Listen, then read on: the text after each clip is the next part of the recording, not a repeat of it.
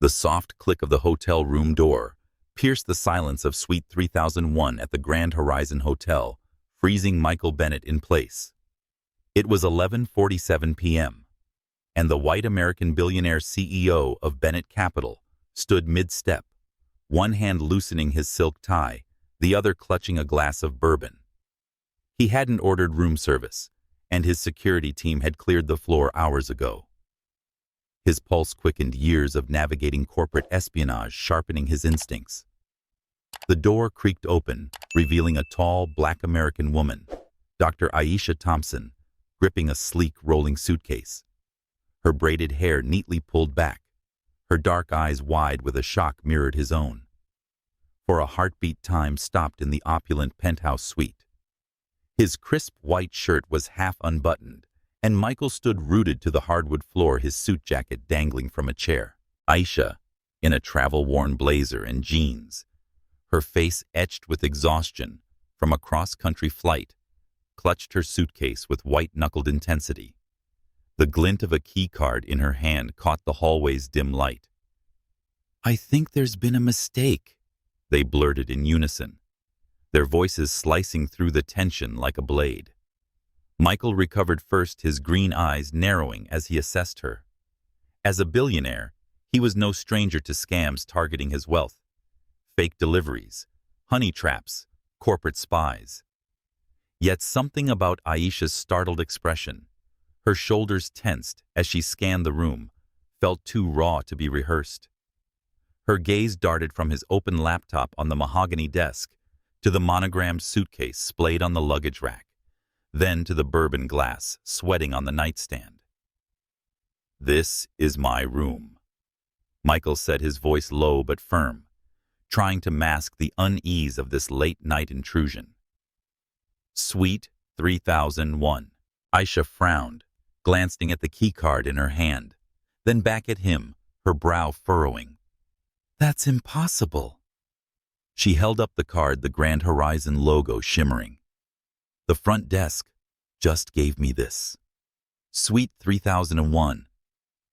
Her voice carried the weight of exhaustion and a quiet resolve honed from years of navigating academic boardrooms and conference halls. Michael's mind raced. A robbery scheme. A setup. But Aisha's simple attire. Jeans, a navy blazer. No trace of guile in her posture didn't fit the profile of a con artist. Still, he wasn't one to take chances. "Let me see that," he said, stepping forward, his bare feet silent on the plush carpet. Aisha hesitated, her eyes locking onto his, assessing him as carefully as he did her.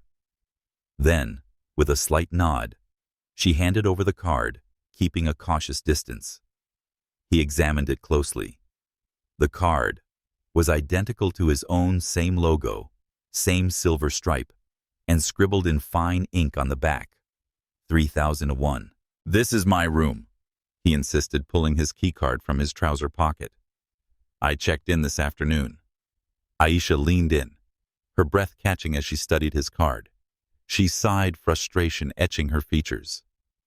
"I just flew in from D.C. It's nearly midnight. I'm exhausted, and now the hotel's double-booked my room." For a moment, Michael wondered if this was a prank, a glitch, or something more sinister. But Aisha's tired eyes, the slight tremble in her hands as she gripped her suitcase, spoke of genuine exasperation. He felt an unexpected pang, not pity, but something softer, unfamiliar. In his tightly controlled world, where every move was calculated, he would have shut the door and called security. But tonight something shifted. "Wait," he called, as she turned to drag her suitcase back to the elevator. "I'll come with you to sort this out." Aisha paused, her dark eyes searching his face, surprise flickering across her features. "Why would you do that?" It was a fair question. Michael Bennett, known for his cold efficiency and unyielding focus, didn't chase after strangers at midnight. "Because it's partly my problem, too," he replied, slipping his jacket back on the bourbon forgotten. "And because it feels like the right thing to do." She studied him for a beat, then nodded as if weighing his motives. I'm Aisha Thompson, she said, extending a hand, her grip firm and warm. Michael Bennett, he replied, shaking it, a spark of curiosity igniting as their hands met. Well, Mr. Bennett, let's discover why the Grand Horizon thinks we share a room. As they rode the elevator to the lobby, Michael stole glances at Aisha. Despite her fatigue, she stood tall, her posture radiating a quiet strength. Something was striking about her, not just her beauty, high cheekbones, and a commanding presence, but a dignity that seemed unshakable. The night manager, a wiry man with a nervous tic, paled when they approached the desk together. Miss Thompson, Mr. Bennett, I'm so sorry, he stammered, his fingers flying across the keyboard. A system error during Miss Thompson's suite upgrade marked 3001 as vacant. It's not. So where am I supposed to stay? Aisha asked, her voice steady, but edged with steel. The manager's face grew paler. We're fully booked for the Global Finance Summit, but the presidential suite is available. It's pricier, but we'll cover it no charge given the mix-up. Aisha nodded, relief softening her features. That'll work. Thank you. As the manager prepared a new key card, Michael was reluctant to let this encounter end. Aisha Thompson intrigued him, her directness, her calm under pressure. Are you here for the summit? He asked, stalling. She nodded, a small smile breaking through. Presenting a paper on microfinance in underserved communities. This was my first time at an event this big. I'm a bit nervous, honestly.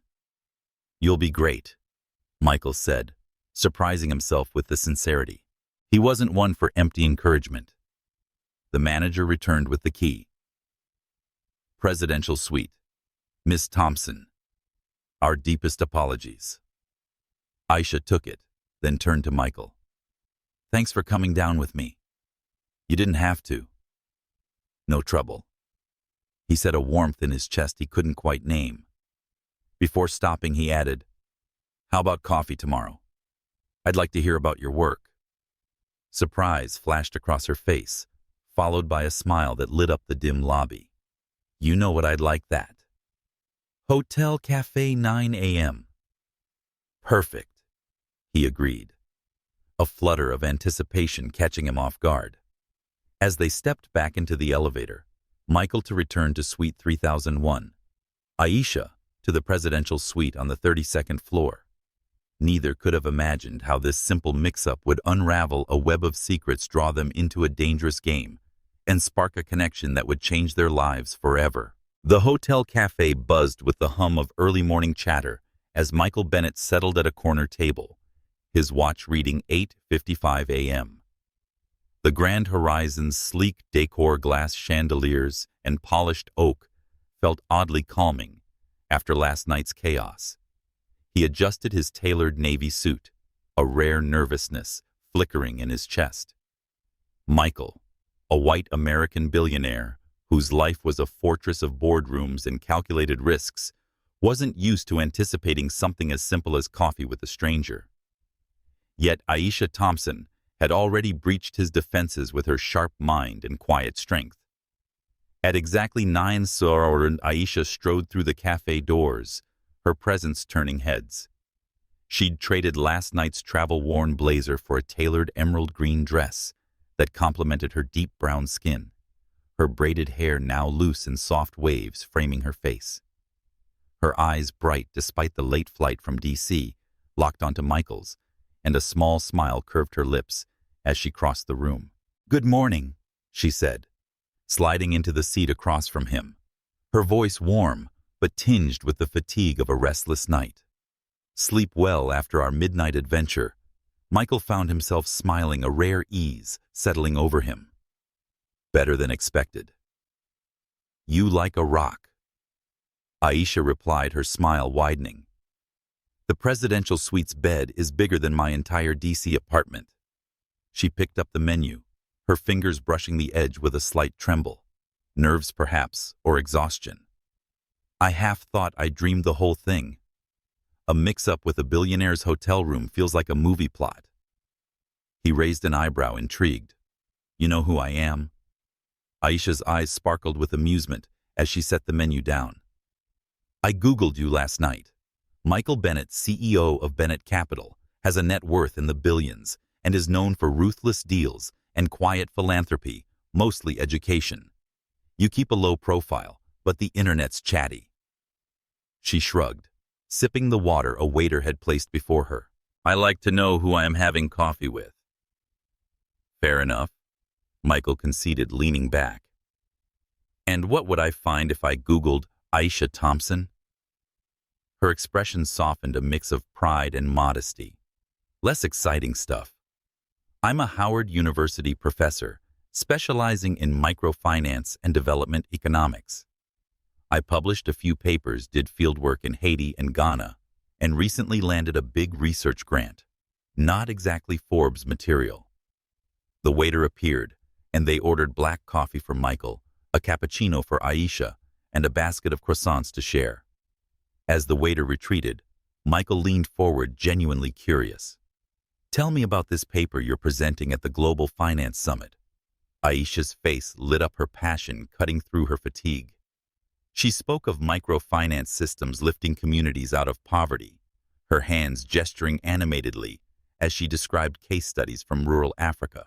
Michael, usually guarded, found himself drawn in, sharing more than he intended, how he rebuilt Bennett Capital from the ashes of his father's scandal-ridden firm, driven by a need to prove he wasn't his father. Their conversation flowed effortlessly, a rare connection sparking between them. Aisha's bright and unguarded laugh momentarily made Michael forget his empire's weight. But across the cafe, a man in a charcoal suit watched them, his silver-streaked hair and sharp eyes marking him as out of place among the conference crowd. Cold and calculating, his gaze lingered on Aisha, sending a shiver down her spine when she caught it. She brushed it off, refocusing on Michael, but the unease remained. Their moment shattered when Michael's phone buzzed, his CFO's name flashing on the screen. I'm sorry I have to take this, he said, his tone shifting to the clipped authority of a CEO. Bennett? He answered, turning slightly away. His CFO's voice crackled urgently. Michael, we've got a problem. The Apex Innovations merger documents have been leaked to 3 financial news outlets. The story's breaking within the hour. Michael's jaw tightened, his body going cold. The Apex merger, a multi-billion-dollar deal, was meant to stay confidential until next week. A leak could tank stock prices and unravel months of work. How bad is it? He asked quietly, aware of Aisha's concerned gaze. Bad, came the reply. The market's already moving. You need to get here now. I'm on my way, Michael said, ending the call. He turned to Aisha, already shifting into crisis mode. I'm so sorry, there's an emergency at work. I have to go. Disappointment flashed across her face, quickly masked by a nod. Of course I understand. Michael hesitated, his rational mind screaming to focus on the crisis. But something else, a pull he couldn't name, made him scribble his number on a business card. I'd like to continue this, he said, sliding it across the table. Dinner tonight, if you're free. Aisha took the card, her fingers brushing his, her smile reigniting that unfamiliar warmth in his chest. I'd like that. Call me when you've saved your company. As Michael rushed out, weaving through the crowded cafe, Aisha's gaze drifted back to the man in the charcoal suit. He was gone, but a chill lingered, as if his shadow watched. Hours later, at the Global Finance Summit, Aisha sat in a packed conference hall, her notes spread before her, trying to focus on a keynote about emerging markets. Her phone buzzed with a text from her sister, Maya. How's the summit met? Any hot economists yet? Aisha smiled, typing back, not quite. Just surviving a hotel mix-up and coffee with a billionaire.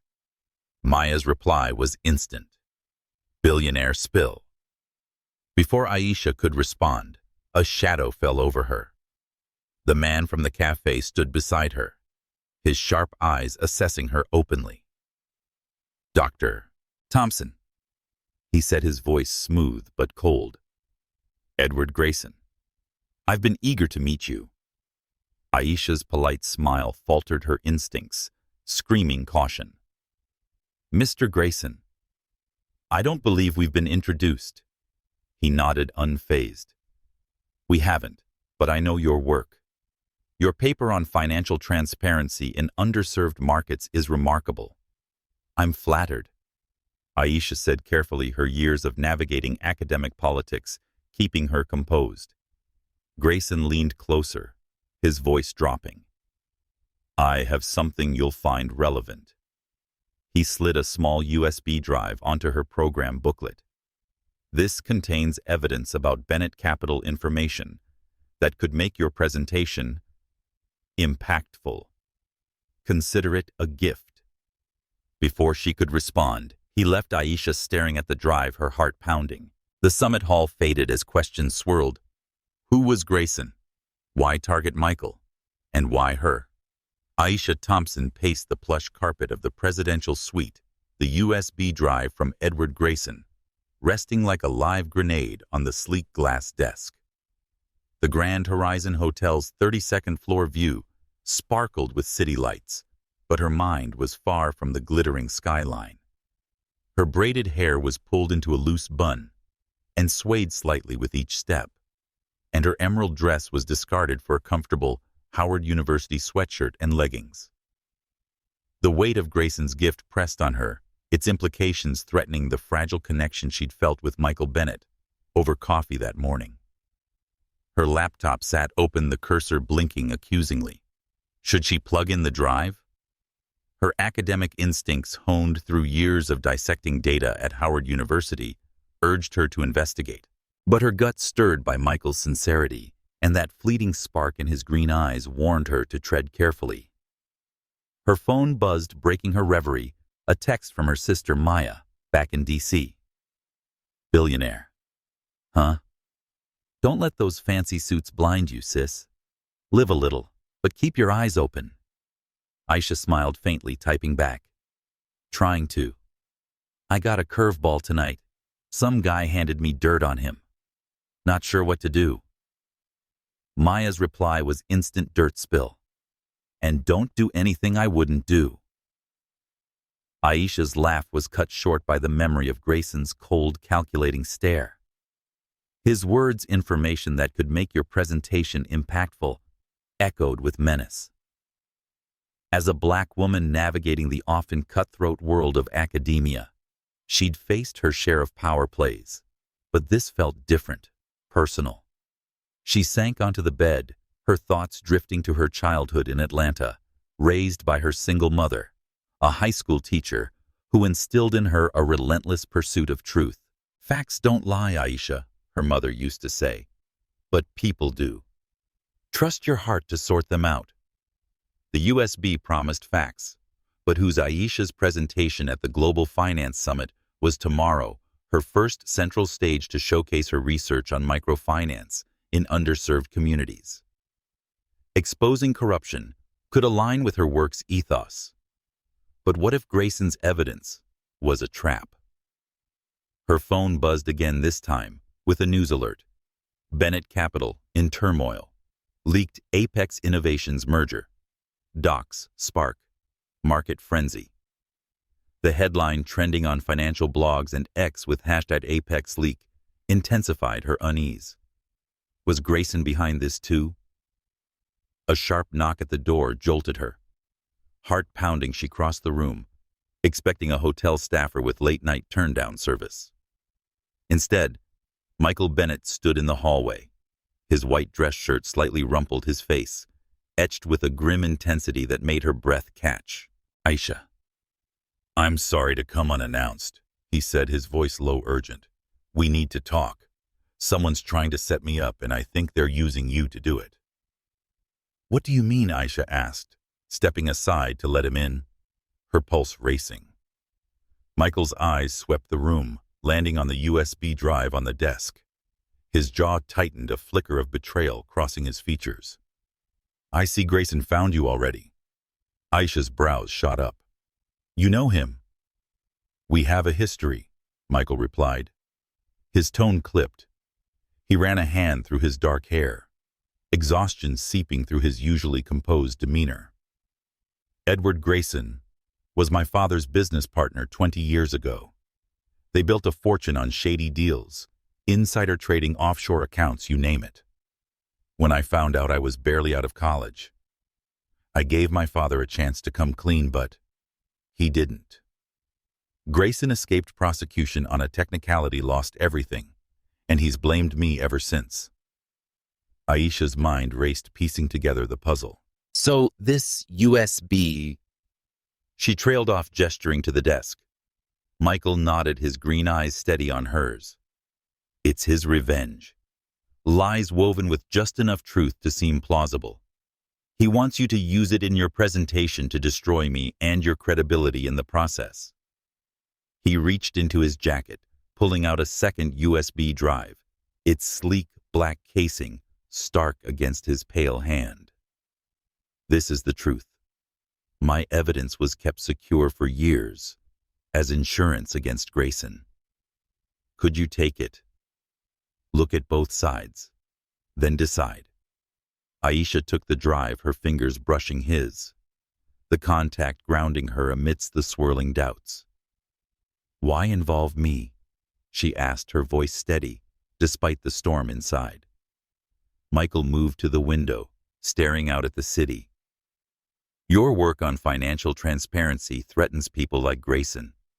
He knows your reputation for integrity could amplify his lies and make them stick. And he knows." He hesitated, turning to face her, his expression softening. "He knows I trust you even after one conversation. That's his leverage." Aisha studied him, the weight of his words sinking in. The billionaire CEO, known for his ruthless efficiency, stood before her vulnerable, yet resolute. Her mother's voice echoed again. Trust your heart to sort them out. But could she trust Michael, a man she'd known for less than a day? Or was Grayson's drive the key to exposing a truth she couldn't ignore? "I need time," she said finally, clutching both drives. "I'll look at everything." Michael nodded, as if expecting her caution. "Fair enough, for what it's worth." "Aisha, this morning's coffee was the most real conversation I've had in years." He moved toward the door, pausing with his hand on the knob. "Be careful. Grayson's not done." As the door clicked shut behind him, Aisha stood motionless, the two drives in her hands like opposing fates. The truth lay somewhere between them, and with her presentation looming, she had until dawn to find it. The clock on the presidential suite's nightstand glowed 2:13 a.m., its red digits casting a faint hue across Aisha Thompson's face as she hunched over her laptop. The Grand Horizon Hotel's silence was oppressive, broken only by the soft hum of the city below and the occasional click of her keyboard. Aisha's braided hair, now loose from its bun, spilled over her shoulders, her Howard University sweatshirt sleeves pushed up as she toggled between the two USB drives, one from Edward Grayson, accusing Michael Bennett of corruption, the other from Michael himself, claiming to hold the truth. Her dark eyes, bloodshot from hours of scrutiny, burned with a mix of determination and dread. Grayson's files were meticulous, almost too perfect. Years ago, emails showed Michael allegedly bribing foreign officials for mining rights in West Africa. Bank transfers stamped with offshore account numbers suggested payoffs. Grainy photos captured Michael shaking hands with a known corrupt minister in Lagos. The evidence was damning, designed to ruin Bennett Capital and align with Aisha's research on ethical finance. Yet something felt off. Timestamps didn't align, and the emails lacked the metadata depth she'd expect from authentic records. Her years at Howard dissecting financial systems for her microfinance studies had taught her to spot manipulation, and this reeked of it. Michael's drive, by contrast, was raw and unpolished. It contained original email chains with full headers showing his meetings in Lagos were for community development projects, scholarships, not bribes. Financial audits were independently verified, and bank transfers were traced to registered charities.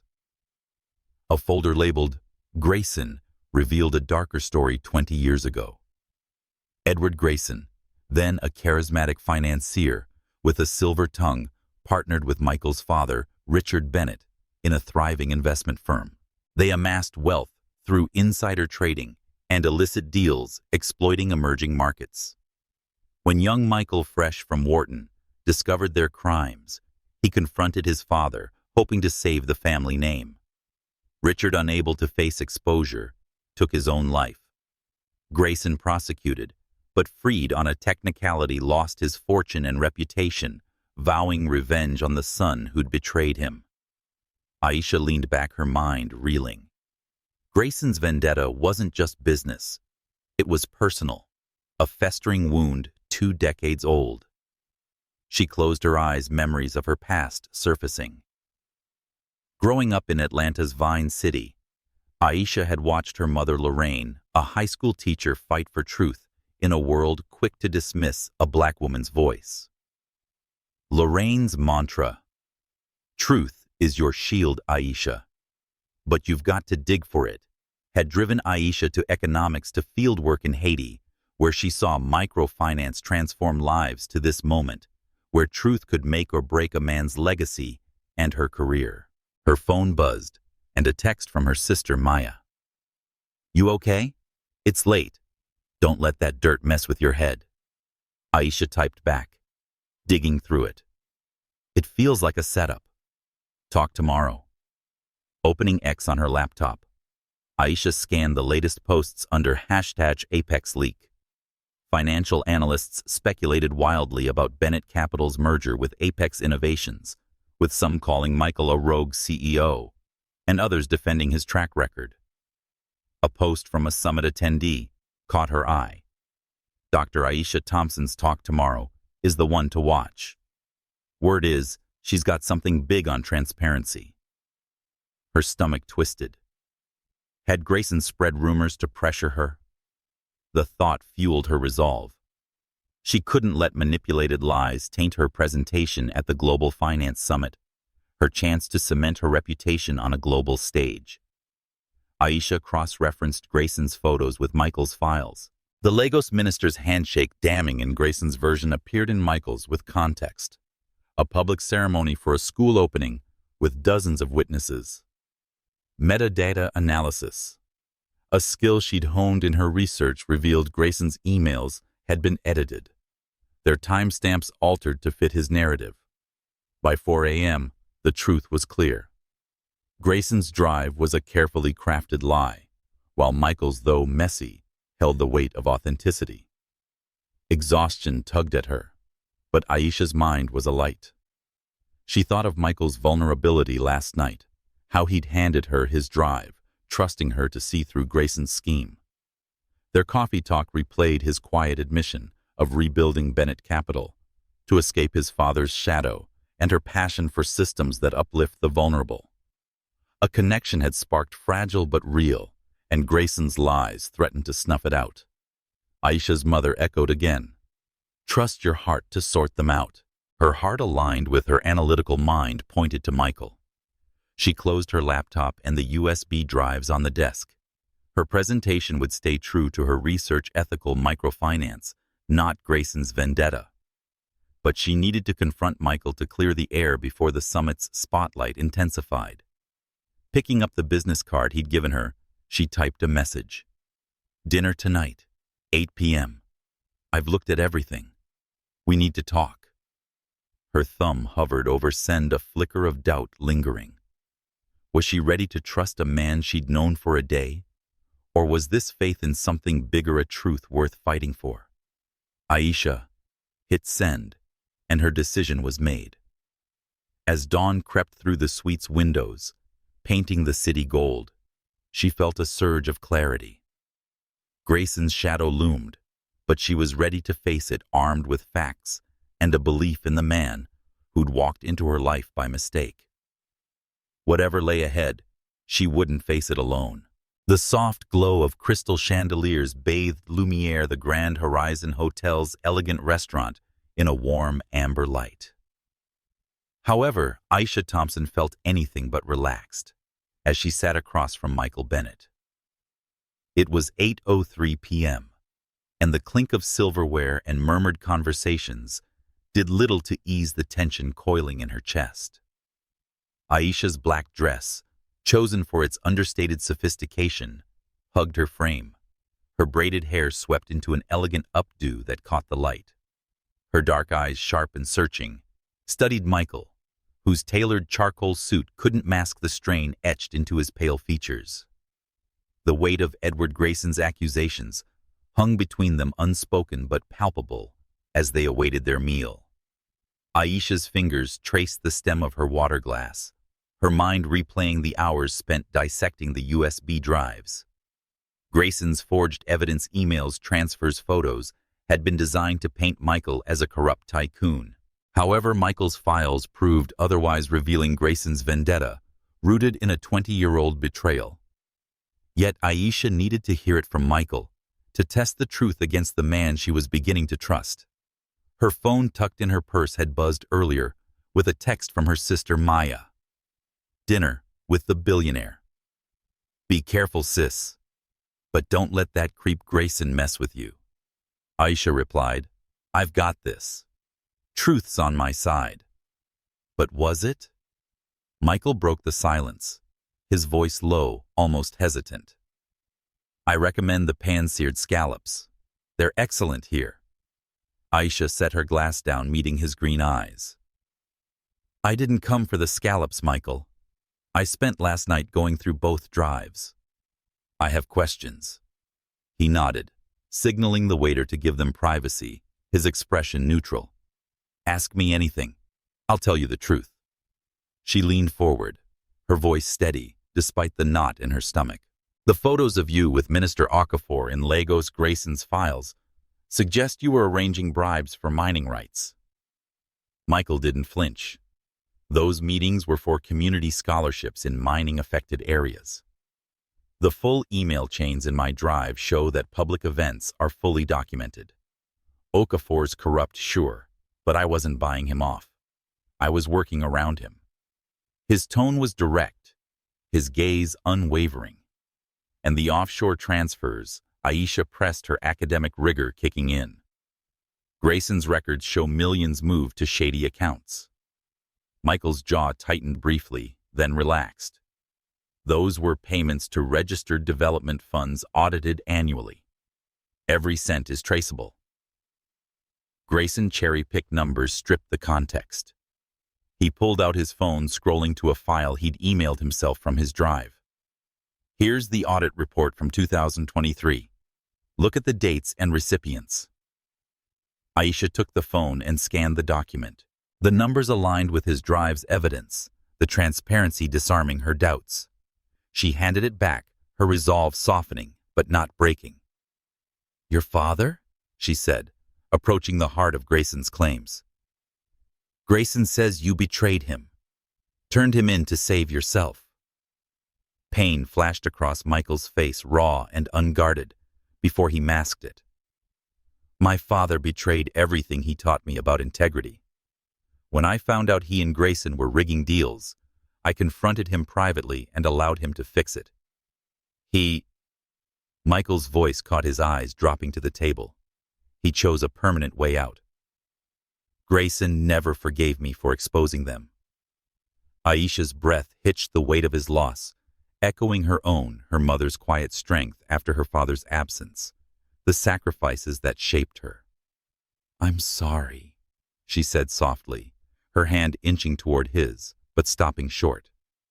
Michael met her gaze, his vulnerability starkly contrasting with the billionaire facade. "Grayson's evidence is a lie, Aisha, but it's good built to exploit your work and integrity. He wants to use you to finish what he started." Before she could respond, her phone vibrated, a news alert, breaking the moment: Bennett Capital's Apex merger leak, CEO Michael Bennett under fire. She glanced at the screen, X posts flooding with #ApexLeak. Is Bennett hiding something? Merger's toast if this gets worse. Michael's phone buzzed too, his CFO's name flashing. He silenced it before Aisha saw a message. Journal's running a hit piece. Need you now. Grayson's behind this, isn't he? Aisha asked, her voice low, anger simmering. Michael nodded, his expression grim. The leak's timing is too perfect. He's destabilizing the merger to weaken me, then using you to land the killing blow at the summit. Aisha's eyes narrowed. He's not just after you. He's targeting my work, my credibility. Michael's gaze softened, a flicker of admiration in it. That's why I trust you to see through him. Their food arrived, scallops for him, roasted chicken for her, but neither touched it. Aisha noticed a man at a nearby table. His phone angled subtly toward them, the glint of a camera lens catching her eye. Don't look now, she murmured, but I think we're being watched. Michael's posture stiffened, his eyes flicking to the side without turning. Reporter, he muttered. They've been circling all day. The leak's got them hungry. Aisha's pulse quickened, the public scrutiny closing in like a vice. Her presentation tomorrow wasn't just about her research. It was a battlefield. What's your next move? She asked, her voice steady despite the chaos. Michael leaned forward, his intensity returning. I'm handling the leak damage control legal action.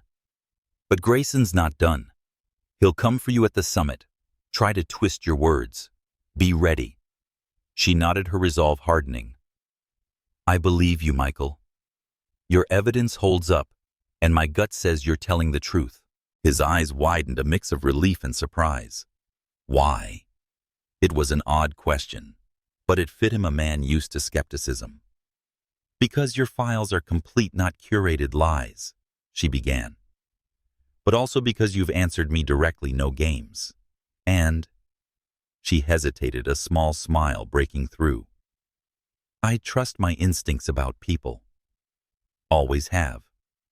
Michael's expression softened, a rare vulnerability surfacing.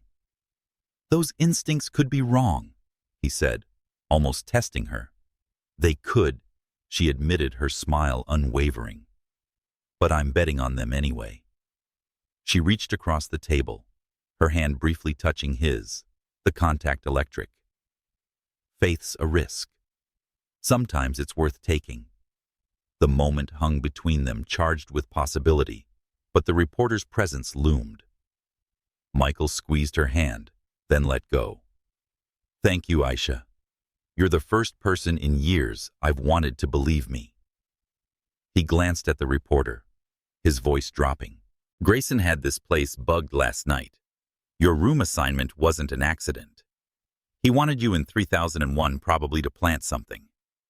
When that failed, he went to plan B. Aisha's blood ran cold, the keycard mix-up taking on a sinister edge. And the leak, she asked. A distraction, Michael said. To keep me busy while he got to you. Their eyes met, a shared understanding forming. They were in this together, whether they liked it or not. As they stood to leave, Michael's hand brushed her arm, protective. I'll walk you back. And Aisha. Tomorrow, whatever Grayson tries, you've got this. Outside Lumiere, the hotel lobby buzzed with summit attendees, their whispers trailing Aisha and Michael as they passed. Aisha's phone buzzed again. Maya, you good news is wild about your guy. Aisha typed back. I'm good. He's not what they say. Big day tomorrow. As they stepped into the elevator, Aisha felt the weight of the summit, Grayson's schemes, and the fragile trust she'd placed in Michael. Whatever came next, she was ready to fight for truth, her work, and the man who'd turned a wrong keycard into something worth believing in. The conference hall of the Grand Horizon Hotel thrummed with anticipation, every seat filled with economists, financiers, and journalists, their murmurs buzzing like static before a storm. It was 10:15 a.m., and Aisha Thompson stood backstage. her heart pounding against her ribcage as she adjusted the lapel mic on her emerald blazer. Her braided hair was swept into a professional bun, her dark eyes scanning her PowerPoint slides one last time on a tablet. Her presentation on ethical microfinance systems, 3 years of research distilled into 20 minutes, was moments away. But a sense of being hunted gnawed at her. Edward Grayson's shadow loomed, his USB drive's lies, now a distant threat countered by Michael Bennett's truth. Yet her instincts, honed in Atlanta's tough streets and Howard's rigorous halls, screamed that the fight wasn't over. Aisha's phone vibrated in her pocket, and a text from her sister Maya. "Knock 'em dead, sis. You're tougher than any summit. Call me after." Aisha smiled, the words grounding her. She typed back, "Thanks, Maya. It's going time." Another notification popped up, an X post trending under #Global Finance Summit. Dr. Aisha Thompson's talk today is make or break. Rumor has it she's dropping bombs on corporate ethics. Her stomach twisted. Had Grayson seeded these expectations? The thought fueled her resolve to stick to her research, not his vendetta. A conference assistant approached, his face tense. "Dr. Thompson, there's a last-minute change. Dr. Edward Grayson's joining your panel as a discussant." Aisha's breath caught, her grip tightening on the tablet. The committee didn't approve that. The assistant shifted uncomfortably. "The chair authorized it. Grayson's got expertise on your topic." Before Aisha could protest, the moderator's voice boomed through the hall, introducing her to a wave of applause. She had no choice but to step onto the stage, her professional smile masking the dread coiling inside. From the front row, Michael caught her eye, his pale face taut with concern, but offering a subtle nod of encouragement.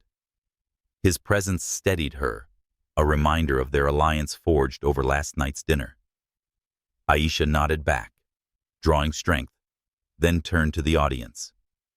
"Good morning," she began, her voice clear and commanding. "My presentation today explores transparent, ethical financial systems in underserved economies." She launched into her slides, weaving case studies from Haiti and Ghana, with data on microfinance's impact. The crowd leaned in, pens, scratching phones, recording her passion, cutting through the room's tension. For 18 minutes, Aisha held the audience rapt, her arguments tight, her delivery flawless. She was nearing her conclusion when Edward Grayson strode to the discussant table, his silver-streaked hair catching the stage lights, a predatory smile on his lips. A murmur rippled through the crowd. His reputation as a disgraced financier preceded him. Aisha's pulse spiked, but she pressed on, rapping her final point. Integrity in finance isn't just policy. It's a promise to the communities we serve. The moderator, a flustered older man, opened the floor to questions, turning first to Grayson. "Dr. Grayson, as our guest discussant, your comments on Dr. Thompson's presentation." Grayson leaned into his mic, his voice smooth but venomous. "Thank you. Dr. Thompson's work on transparency is commendable." His smile didn't reach his eyes. "But I wonder if she'd address how firms like Bennett Capital operate in the markets she studies, say their ethical lapses." Gasps echoed, heads swiveling to Michael in the front row, whose jaw clenched, his green eyes blazing. Journalists in the back typed furiously, X lighting up with #Summit Scandal. Grayson just called out Bennett. Capital, is Thompson in on it? Aisha's heart pounded, but her voice remained steady.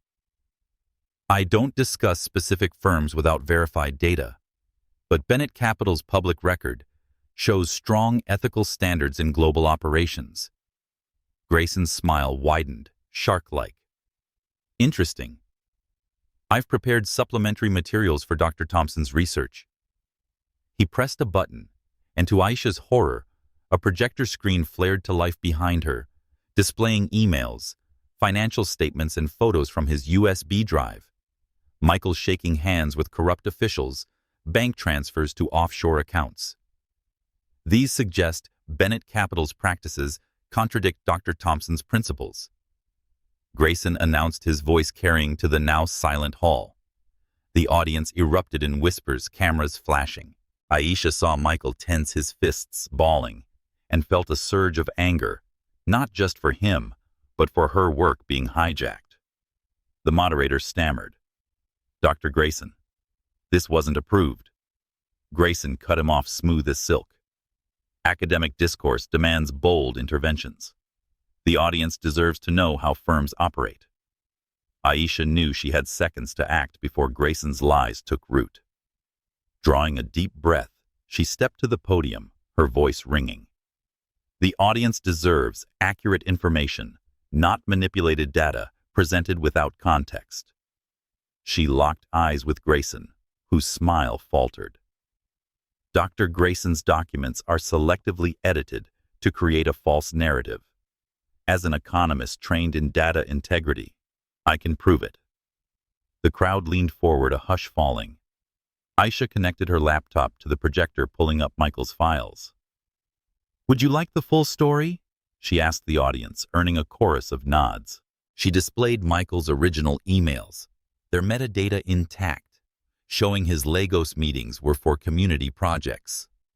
Financial audits debunked Grayson's transfers as legitimate charity payments. A metadata analysis, her specialty, highlighted Grayson's forged timestamps and edited images. "This isn't just about one firm," Aisha said, her voice rising with conviction.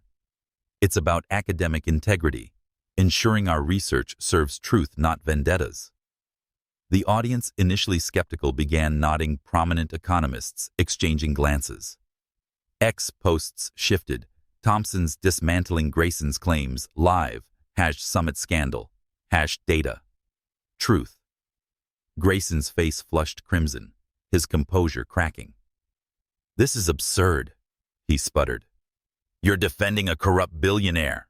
Aisha cut him off, her gaze unflinching. "I'm defending the truth. Something your grudge against Michael Bennett has twisted." A security guard approached Grayson, whispering urgently. Grayson's eyes darted to the hall's entrance, where two police officers stood, their radios crackling. "This presentation is over," he barked, grabbing his papers. Aisha's voice was calm but firm. "On the contrary, it's just getting educational." She gestured to the officers. "I believe they want to discuss your illegal surveillance at this hotel, not to mention hacking and corporate espionage." Grayson's eyes flashed with fury, locking onto Michael, who now stood, his expression calm but resolute. "You think this is over, Bennett?" Grayson spat. He bolted for a side exit, shoving past a startled assistant. One officer gave chase, the other speaking into his radio. The moderator, visibly shaken, called for a recess, his voice drowned by the crowd's excited chatter. Aisha gathered her materials, her hands trembling as adrenaline surged. Michael reached the stage, concern etched across his face. "Are you okay?" he asked quietly. Aisha managed a shaky smile. "I think so." "Did you call the police?" "After finding evidence of his hacking, yes," Michael confirmed. "But that performance exposing his lies so thoroughly, that was all you." She exhaled, the weight of the moment hitting her. It was terrifying. Michael's eyes softened, admiration clear. "I was going to say brilliant. You didn't just save me or yourself. You stood for something bigger." As they stepped off the stage, a reporter approached. Mick thrust forward. "Dr. Thompson, comment on Grayson's allegations." Michael stepped in front, protective. "No questions now." The conference chair hurried over, apologizing profusely. "We had no idea Grayson planned this. The police need you both for statements." Aisha nodded, her mind still racing. The hall buzzed with #summit scandal posts, her name trending alongside Michael's. She'd faced Grayson's ambush and won, but the victory felt fragile, the stakes of their alliance and their connection higher than ever. Aisha Thompson's hands still trembled as she sank into the passenger seat of Michael Bennett's sleek black SUV, the Grand Horizon Hotel's glittering facade receding in the rearview mirror. It was 2:30 p.m., and the adrenaline from her summit showdown with Edward Grayson pulsed through her, leaving her raw and unsteady. Her emerald blazer hung loosely over her shoulders, her braided hair slipping from its bun strands, framing her weary face. Michael, his white dress shirt rolled up at the sleeves, gripped the steering wheel, his green eyes fixed on the road as they wound through Virginia's rolling hills. The silence between them was heavy, but not uncomfortable, a shared understanding of the storm they'd just weathered. Aisha's phone buzzed in her lap, and there was a text from her sister Maya.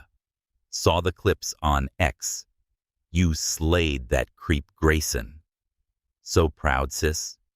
You okay? Aisha smiled faintly, typing back. Still shaking, but I'm okay. Heading somewhere quiet. Call you later. X was ablaze with Hatch's summit scandal, and clips of her dismantling Grayson's lies went viral. Dr. Thompson just schooled a corporate con man live. Hashtag Data Truth. Queen. The praise felt distant, overshadowed by the memory of Grayson's furious exit and the police officers' radios crackling in the hall. Her presentation had triumphed, but at what cost? Where are we going? Aisha asked, her voice soft, breaking the quiet. Michael glanced at her, a flicker of warmth in his tired eyes. Somewhere I go when I need to think. It's not far. 20 minutes later, they pulled into a gravel driveway nestled among towering pines. A modest stone cabin emerged its wraparound porch, adorned with climbing roses. A far cry from the billionaire penthouses Aisha had imagined. This is yours, she asked, stepping out the crisp air soothing her frayed nerves. Michael nodded, retrieving a key from under a clay pot. My grandmother's. She left it to me. I couldn't let it go. He unlocked the door, gesturing for her to enter. The interior was inviting yet straightforward, worn leather furniture, shelves of dog-eared books, and large windows flooding the space with dappled light. A framed photo on the mantel showed a young Michael gap-toothed and grinning beside an older woman with kind eyes. She raised me after my father. He trailed off, the pain of his father's suicide, tied to Grayson's crimes, still raw. It's my sanctuary. He finished, his voice quieter. Aisha felt the weight of his words, her memories stirring. Growing up in Atlanta's Vine City, she'd found solace in her mother's tiny garden, a patch of green amidst concrete, where they'd talk about dreams and truth. It's beautiful, she said, her shoulders easing as she set her bag down. Thank you for bringing me here. Michael's gaze softened. You were remarkable today. I thought you deserved a break from the chaos. They moved to the porch, settling into weathered Adirondack chairs, overlooking a small lake, its surface shimmering under the afternoon sun. Aisha kicked off her heels, letting her bare feet rest on the cool wood, the summit's intensity fading with each breath. I was terrified up there, she admitted, her voice barely above a whisper. Grayson's slides, the cameras, all those eyes, it felt like my career was on trial. Michael turned to her, his expression earnest. You didn't just hold your ground, Aisha. You turned his lies into a lesson. I've seen boardrooms fall apart under less pressure. She smiled faintly, warmed by his admiration. Something happens when your principles are challenged. You either stand by them, or you don't. There's no middle ground. He nodded, understanding flickering in his eyes. That's what I've noticed about you. Your integrity, it's not just academic, it's who you are. Aisha met his gaze, a spark igniting. Is that rare in your world? More than it should be, he admitted, looking out at the lake. In my business, lines blur. Right and wrong get negotiable. I saw what that did to my father, how it hollowed him out. I swore I'd never cross that line. Aisha heard the loneliness in his voice, a mirror to her own. Her fieldwork in Haiti, teaching at Howard, had been her armor, but it often left her isolated, her dreams of love sidelined by ambition. Is it lonely? she asked softly. Standing firm when everyone else bends. Michael's eyes met hers, surprised by her insight. Yes, he said. It is. A comfortable silence fell, broken only by birdsong and the lake's gentle lapping. Aisha shared a story from Haiti of a woman who'd built a business with a microloan, her pride a beacon of hope. Michael listened rapt, and then surprised her by revealing a childhood dream. I wanted to be a pianist, he said, a wry smile tugging at his lips. Practiced for hours until I was 16. Then my father's firm started crumbling, and I traded music for finance. Practical choice. Do you still play? Aisha asked, curious. He shook his head, a shadow crossing his face. Not in years. She sensed old pain, but didn't press. Instead, she shared her story, how her mother Lorraine had worked nights to fund Aisha's college, and her belief in her daughter's potential was unyielding. She's why I'm here, Aisha said, her voice thick. She'd have loved this place. As dusk painted the sky in hues of orange and purple, Michael stood offering his hand. There's a path to the lake. Want to see it?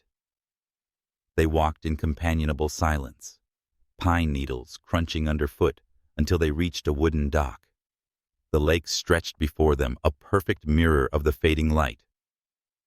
Aisha's breath caught the serenity overwhelming after the summit's chaos.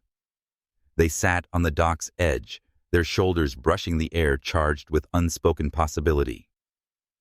Michael turned to her, his voice low. Today when Grayson came for us, I realized something. I've built walls to keep people out, but you're past them, Aisha. I don't know how, but you are. Her heart raced, his vulnerability disarming. I feel it too, she admitted, eyes locking onto his. This us, it's unexpected, but it feels right. He leaned closer, his hand finding hers warm and steady. Their kiss was tentative at first, a question, then deepening into certainty, years of guarded solitude melting away. When they parted breathless, Aisha rested her forehead against his, the lake's calm anchoring them. What now, she whispered, the reality of her DC life and his Virginia empire looming. Michael's thumb traced her hand. You go back to DC tomorrow. I've got the merger fallout to handle. But this doesn't end here. We make it work long distance, whatever it takes. Aisha nodded, hope mingling with doubt. It won't be easy, she said. My teaching your company. He squeezed her hand. Nothing worth having is. Will you try with me? Yes, she said, her voice firm, a smile breaking through. I will. As stars began to speckle the sky, Aisha felt a shift, a commitment to Michael, and a future they'd fight for. Her phone buzzed, another ex-post under #Summit Scandal. Grayson apprehended outside the hotel. Charges pending. #Justice served. Grayson's defeat was real, but Aisha knew his kind didn't vanish quietly. For now, though, the cabin was their sanctuary, and this moment their promise. Aisha Thompson's plane touched down at Reagan National Airport under a gray DC sky, the hum of the engines fading as she gripped her carry-on, the weight of leaving Michael Bennett heavier than her luggage. It was 3:17 p.m., 2 days after their retreat to his grandmother's cabin in Virginia, where a kiss by the lake had sealed their promise to try a long-distance relationship. Her braided hair tucked under a knit cap brushed her shoulders as she navigated the terminal, her emerald blazer swapped for a cozy sweater. Her dark eyes, still bright from the memory of Michael's touch, clouded with the reality of her life at Howard University. Lectures grading research pulled her back to a world far from his. Her phone buzzed as she waited for her Uber, a text from her sister, Maya, home safe. How's your billionaire boyfriend holding up? Aisha smiled, typing back. Just landed. He's not my boyfriend. Yet. Miss him already. Maya's reply was instant. Girl, you're smitten. Call me tonight. I need details. Aisha's smile faded as another notification popped up, an ex-post under #Summit Scandal. Edward Grayson released on bail. Sources say he's planning a countersuit against Bennett Capital. Drama continues. Her stomach churned. Grayson's apprehension after the summit had felt like closure, but his release hinted at more trouble. Back in her modest D.C. apartment, Aisha dropped her bag and sank onto the couch, the faint scent of her mother's lavender candles grounding her. She opened her laptop, catching up on emails. Her inbox overflowed congratulations from colleagues on her summit performance, interview requests from financial blogs, and a cryptic message from a Carter Foundation contact, Dr. Thompson. We'd like to discuss a funding opportunity. Urgent. Call tomorrow.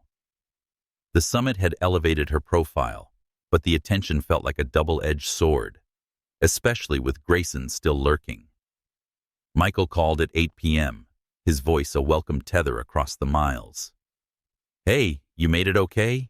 He asked, the faint clink of a glass, suggesting he was in his Virginia penthouse, bourbon in hand. Yeah, Aisha replied, curling up on the couch, just settling back into reality. You buried in merger fallout, he said, his tone weary. The Apex deal's shaky, but we're holding. Missed you today.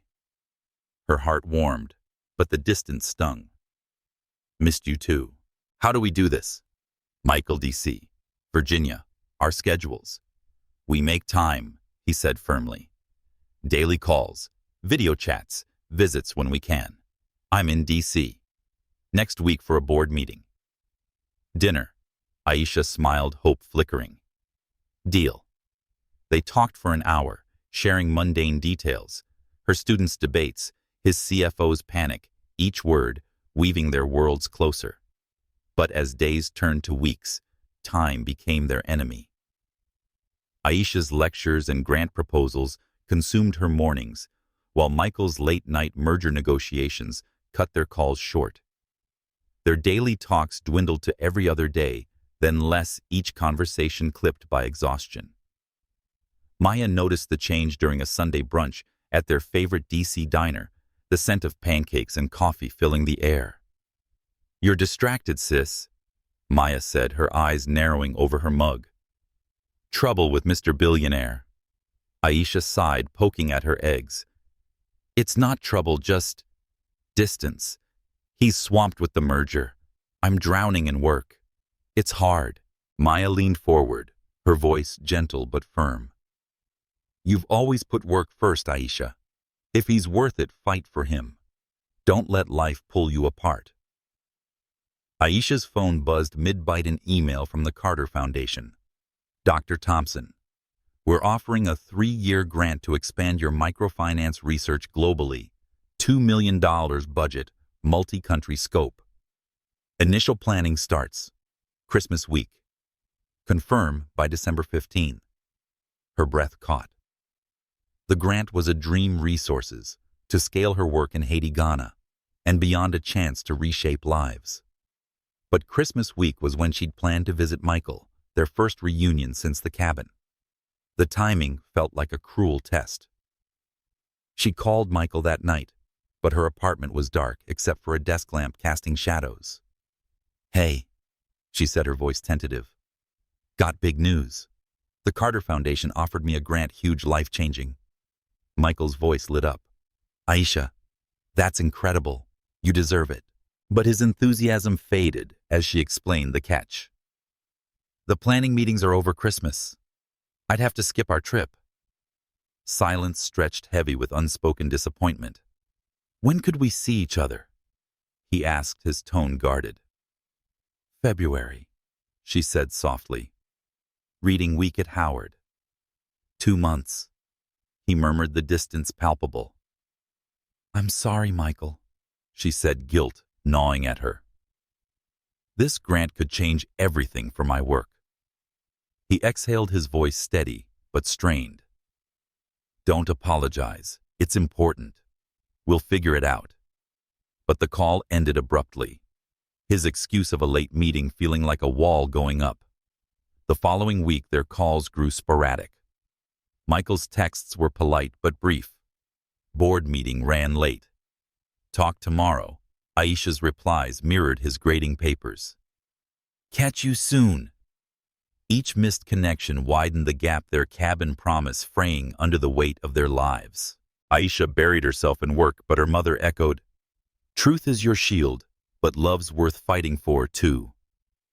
At night, she'd touch the cabin key Michael had given her, now on a chain around her neck, its weight a reminder of what she might lose. One evening, an ex-post caught her eye under #Apex Leak Bennett Capital's merger on thin ice. Grayson's countersuit claims Bennett framed him. #corporate conspiracy.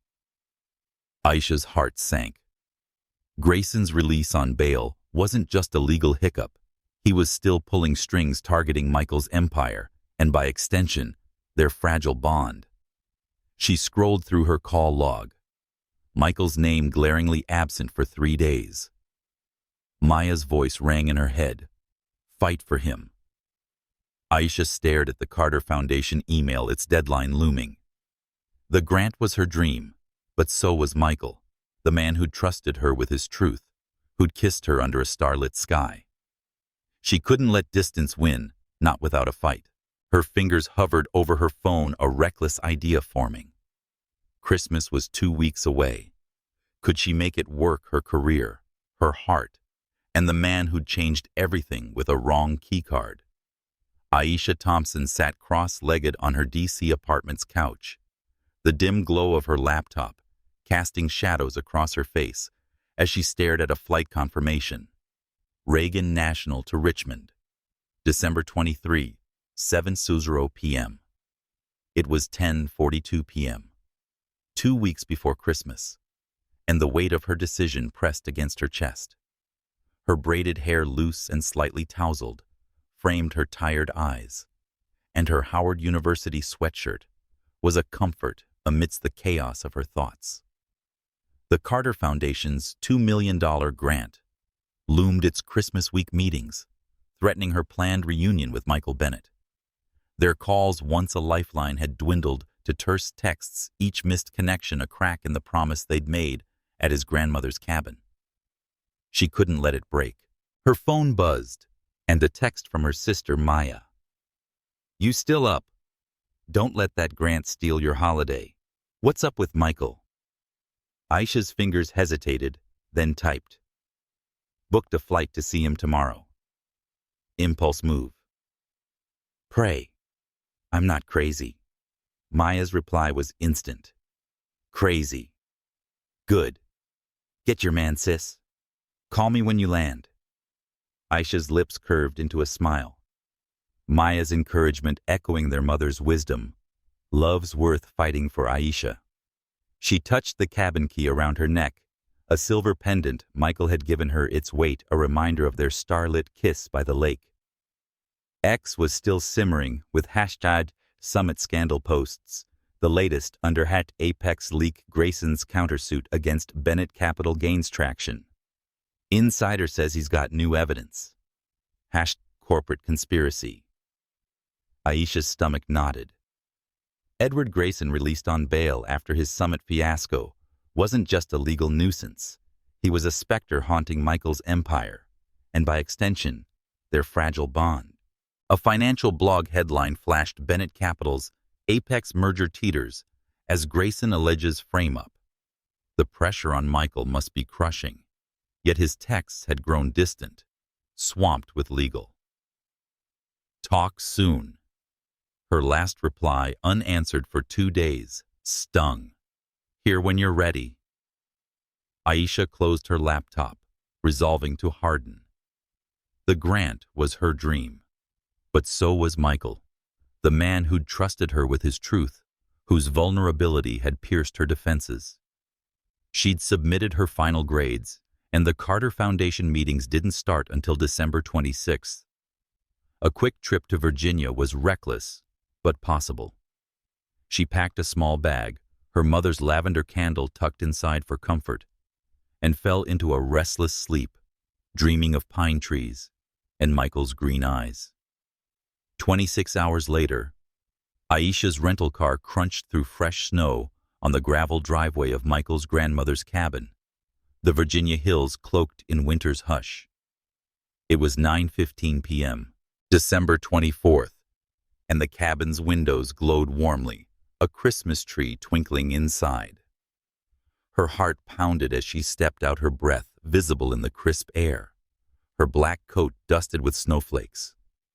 The cabin key, never used until now, felt heavy in her gloved hand. She hadn't told Michael she was coming.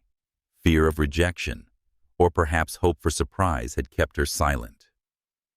The key slid perfectly into the lock, the door creaking open to reveal a cozy interior. A fire crackled in the stone fireplace, the scent of pine and cinnamon wrapping around her like a hug. A Christmas wreath hung above the mantel, adorned with red ribbons. "Michael," Aisha called softly, setting her bag down, her voice trembling with anticipation. Footsteps sounded from the kitchen, and Michael appeared in the doorway with a mug of coffee in hand, his white sweater and his jeans in stark contrast to his usual suits. Shock widened his eyes, the mug nearly slipping. "Aisha." "What? How are you here?" She touched the key around her neck, her smile nervous but warm. "You gave me this. I couldn't stay away." For a moment, he just stared, his expression unreadable, and Aisha's heart sank, fearing she'd misjudged. Then the mug hit a side table with a clatter, and in 3 strides, he crossed the room, pulling her into his arms. Their kiss was desperate and hungry, releasing weeks of longing and doubt. When they parted breathless, Michael rested his forehead against hers, his hands framing her face. "I thought I'd lost you," he murmured. "Why would you think that?" Aisha asked, confused, her hands gripping his sweater. He led her to the couch, keeping her close, as if afraid she'd vanish. "Your grant, your career. Everything you've worked for. I've been sitting here selfishly wishing you'd give it up to be with me, and I hated myself for it." He shook his head, his voice raw. "I pulled back because I didn't want to make you choose." Aisha's heart ached, understanding dawning. "Michael, it's not a choice between you and my work. It's a challenge we face together." She took his hands, her voice steady. "I accepted the grant's initial phase, but I'm negotiating remote planning for the Christmas meetings. I want this us. I love you." The words slipped out unguarded the first time she'd said them aloud. Michael's eyes widened, then softened, emotion flooding his face. "I love you too," he said, his voice rough. "More than I thought I could." She smiled, squeezing his hands. "Then we figure this out. I was thinking Bennett Capital could open a DC office. You're expanding with the Apex merger, right? DC's a hub. You could base there part-time. We'd be closer." Michael's brows lifted, a spark of hope igniting. "A DC office," he repeated, considering. "The merger gives us East Coast clients. It's strategic and—" he grinned, a rare boyish smile. "It means I'd see you more than once every 2 months. "Exactly," Aisha said, her excitement growing. "I travel for research. You travel for deals.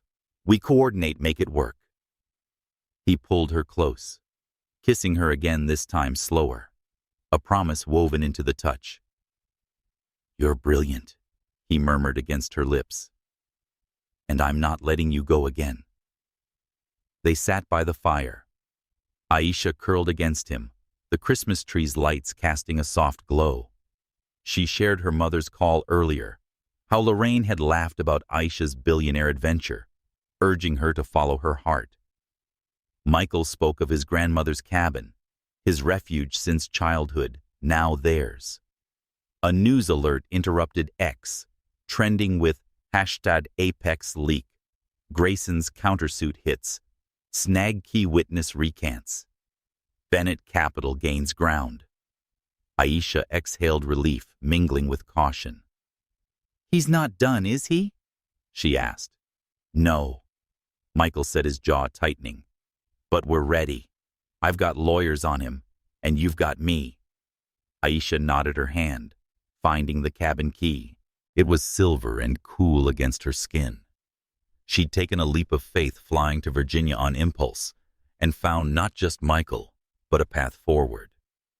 As snow fell outside, blanketing the cabin quietly, Aisha knew this was only the beginning, a love worth fighting for, no matter the distance or the shadows that lingered.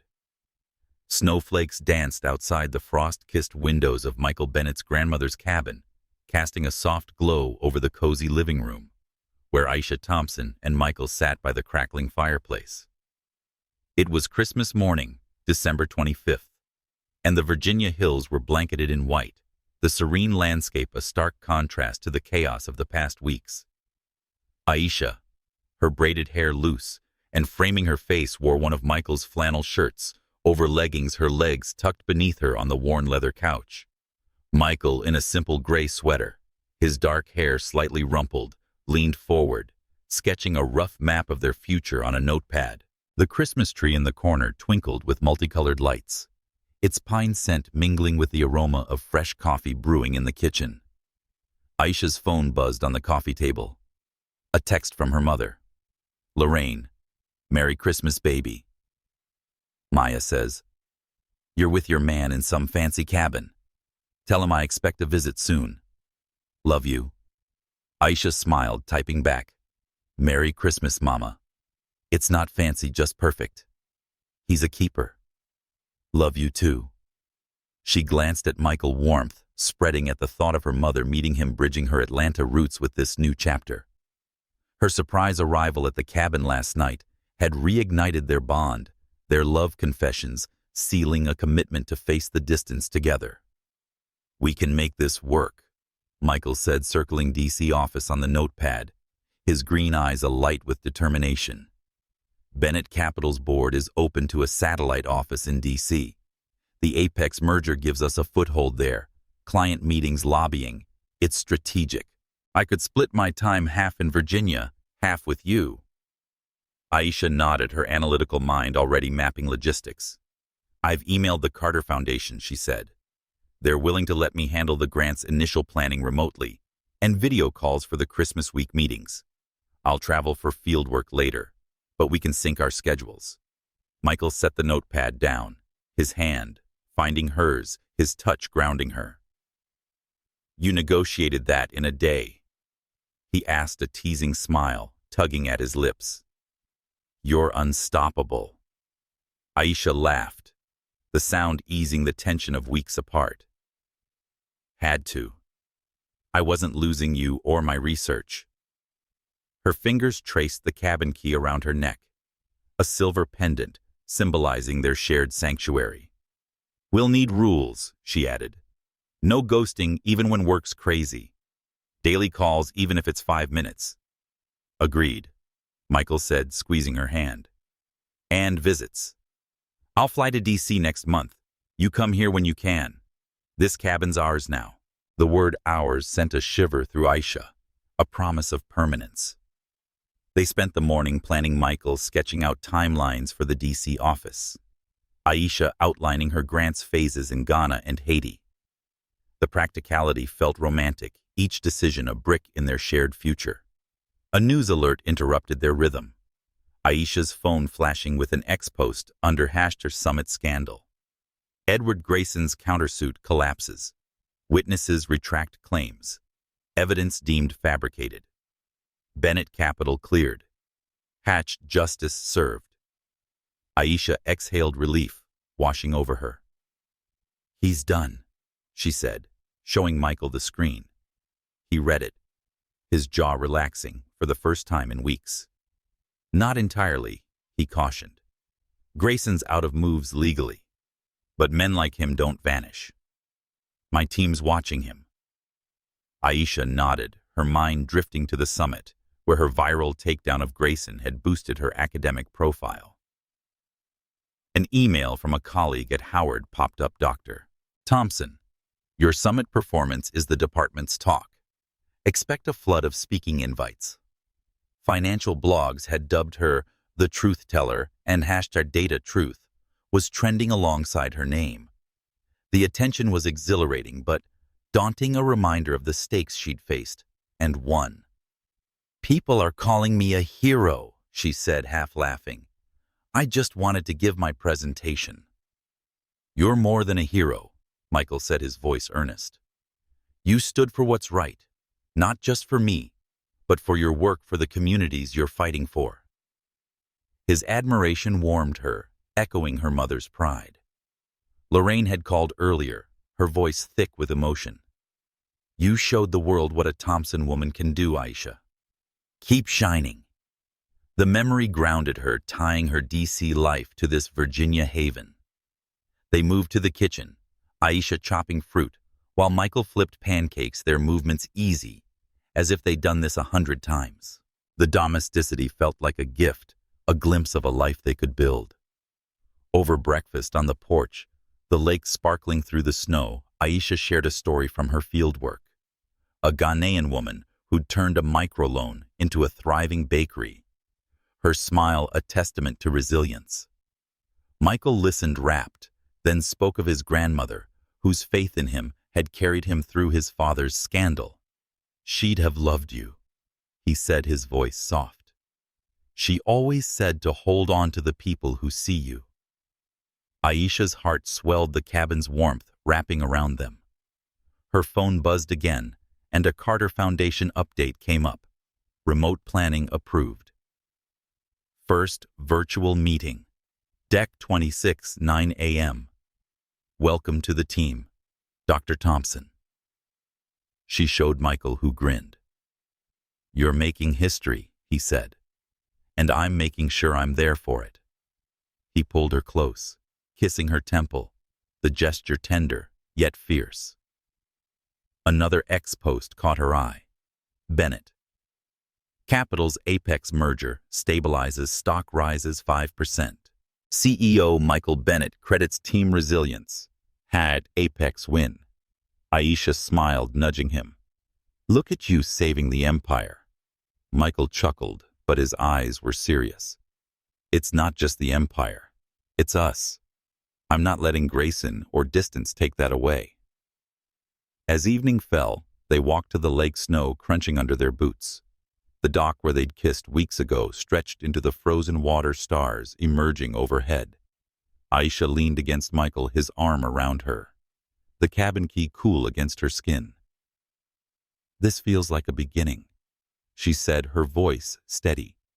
Not easy, but real. He nodded, his breath visible in the cold. Real's what I want.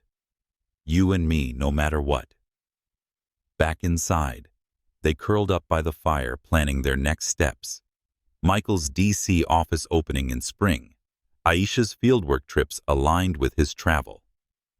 Lorraine's call came through, her laughter filling the room as she teased Michael about his cooking skills. You take care of my girl, she said, her voice warm but firm. Always, Michael promised, his hand finding Aisha's. As the Christmas lights twinkled, Aisha felt a certainty settle in her bones. They'd built a foundation, not just of love, but of trust and effort, ready to withstand whatever came next. The Grand Horizon Hotel's ballroom shimmered with holiday splendor, its chandeliers casting golden light over white-clad tables adorned with poinsettias and silver ornaments. It was December 15th, 1 year after a key card mix-up had sparked a life-changing journey for Aisha Thompson and Michael Bennett, and the Global Finance Summit's annual gala was in full swing. Aisha sat at a quiet corner table, sipping champagne, her black velvet gown hugging her frame, her braided hair styled in an elegant twist that caught the light. Her dark eyes followed Michael across the room, where he chatted with colleagues, his tailored black suit accentuating his lean frame, his green eyes catching hers with a private smile that sent warmth through her. Aisha's phone buzzed softly. A text from her sister. Maya. You're glowing tonight, sis. I bet Mr. Billionaire can't keep his eyes off you. Enjoy the gala. Aisha smiled, typing back. He's trying. This place brings back memories. Call you tomorrow. Her mother Lorraine had called earlier, teasing about meeting Michael soon. He better be as good as you say, Aisha. The memory grounded her, tying her Atlanta roots to this glittering moment. X was abuzz with hashtag global finance. Gala posts praising Aisha's summit legacy. Dr. Thompson's back at the summit that made her a star. Hashtag data truth still iconic. The past year had been a whirlwind. Aisha's Carter Foundation grant launched successfully, and its first phase in Ghana yielded promising data. Her name is now synonymous with ethical finance. Michael had opened Bennett Capital's D.C. office, splitting his time between Virginia and D.C. Their schedules aligned to steal weekends at the cabin. Edward Grayson's countersuit had collapsed months ago, his fabricated evidence debunked, and a final X post under Aisha's summit scandal confirmed his retreat. Grayson settles out of court, leaves finance world. Bennett Capital thrives. Hashtag justice served. Yet, Aisha knew men like Grayson never entirely vanished, a shadow she and Michael stayed vigilant against. Michael excused himself from his colleagues, crossing the ballroom to Aisha's side, his smile reserved for her. Sorry about that, he said, sliding into the chair beside her. Needed to settle a Singapore deal. Aisha laid her hand over his, her touch light but deliberate. No apology needed. I've been people-watching, reflecting on what he asked, his fingers intertwining with hers, a gesture that still sent sparks through her. On us, she said, her voice soft. Last year's summit, that keycard mix-up, Grayson's schemes, it changed everything. Michael's eyes softened, a shared memory flickering. Life-changing's an understatement. Their conversation paused as the summit chair took the microphone, announcing dinner. But Michael leaned closer, his voice low, a hint of mystery in it.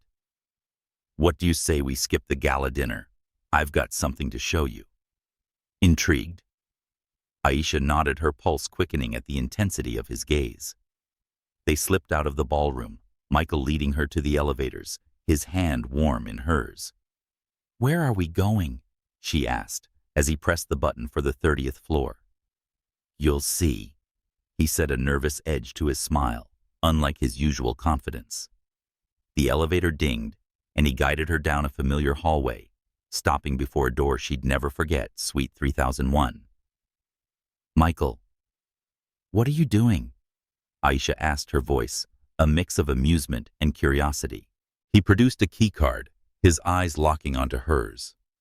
Indulge me, he said, sliding the card into the lock. The green light flashed, and he pushed the door open, gesturing for her to enter. Aisha stepped inside and gasped. The suite was transformed. Dozens of candles flickered their warm glow, dancing across the hardwood floor. White rose petals scattered in a path to a small table by the window set for two. The city skyline sparkled beyond a breathtaking backdrop. What is all this? Aisha asked, turning to find Michael watching her, his expression a mix of love and anticipation. He took her hands, his voice steady but thick with emotion. A mix-up brought you into this room, and my life a year ago. It was an accident, but staying together was our choice. He paused, his thumbs tracing her palms. This year wasn't easy, distant schedules, Grayson's lies, but every challenge made me surer of one thing. He reached into his pocket, withdrawing a small velvet box, and sank to one knee. Aisha's breath caught her heart pounding as he opened the box, revealing a stunning sapphire ring, its deep blue stone encircled by diamonds, glinting in the candlelight. Aisha Thompson, he said. his voice unwavering despite the emotion in his eyes. I love you. Your brilliance, integrity, heart, strength. You've made me a better man and shown me what trust and love can be. Will you marry me? Aisha couldn't speak for a moment, tears welling as a rush of joy overwhelmed her. Memories flashed: their first coffee, her summit triumph, their cabin kiss, the months of stolen moments across cities. She thought of her mother's pride, Maya's cheers, the communities her work served, and Michael, who'd become her partner in every sense. Yes, she whispered, then louder, her voice breaking with certainty. Yes, Michael, I will. His face lit with joy, a rare unguarded smile breaking through as he slid the ring onto her finger, the sapphire a perfect fit. He stood pulling her into his arms, their kiss tender yet fierce, a promise of forever. When they parted, Aisha touched the ring, its cool stone grounding her. It's beautiful, she said softly, tears glistening. It's a sapphire. Michael explained, his voice low. For truth and faith, the things that define us. He led her to the table, where champagne chilled in an ice bucket. As he poured 2 glasses, Aisha's phone buzzed, and an ex-post under #Global Finance Gala said, "Spotted Dr. Thompson and Michael Bennett slip out of gala. Is a big moment coming. Keycard romance." She laughed, showing him. "They're calling us a romance hashtag now." Michael grinned, raising his glass. "To us," he said, "and to wrong keycards." Aisha clinked her glass against his, her smile radiant. To have faith even when it's hard. They sat, the city lights framing them, and talked about wedding plans, maybe at the cabin, about her next fieldwork trip, his DC office opening in March. Aisha shared Lorraine's excitement, already planning a visit to meet Michael. The world outside buzzed, reporters lingered in the lobby, ex-posts speculated, but in Suite 3001, it was just them, their love a beacon against any storm. A year ago, a mistake had brought them together. Now their choice to stay had built something unbreakable. Soft winter light filtered through the floor-to-ceiling windows of Michael Bennett's DC penthouse, casting a warm glow over the open-plan living room, where Aisha Thompson sat curled on a plush gray sofa. It was a chilly February afternoon, 14 months after a keycard mix-up at the Grand Horizon Hotel had sparked an unlikely love story. Aisha's braided hair was pulled into a loose ponytail, her dark eyes focused on a stack of student papers from Howard University, red pen in hand. Her engagement ring, a sapphire encircled by diamonds, glinted as she marked a margin, a quiet reminder of Michael's proposal 2 months ago in Suite 3001. Across the room, Michael worked at a sleek desk. His white dress shirt sleeves rolled up, his green eyes scanning merger reports for Bennett Capital's DC office, which opened just weeks before. The penthouse was their shared haven, with its modern art and sprawling city views. It blended Michael's minimalist style and Aisha's warmth, her mother's lavender candles on the coffee table, a Ghanaian textile throw draped over the couch. Aisha's phone buzzed, and a text from her sister Maya. "How's penthouse life? Mrs. Almost Bennett. Mama's planning a DC visit for your birthday. Get ready." Aisha grinned, typing back, "Loving it, sis. Tell Mama we're ready." Michael's practicing her collard greens recipe. Lorraine had visited the Virginia cabin over Christmas, her laughter filling the space as she approved of Michael calling him a keeper with a good heart. Aisha glanced at Michael, who caught her eye, and smiled, a private exchange, still sending sparks. Their life wasn't perfect. Her Carter Foundation research trips to Ghana and Haiti often clashed with his transatlantic deals, and time zones tested their daily calls. But they'd learned to make it work. 2 weeks in DC, 2 in Virginia, with weekends at the cabin when schedules allowed.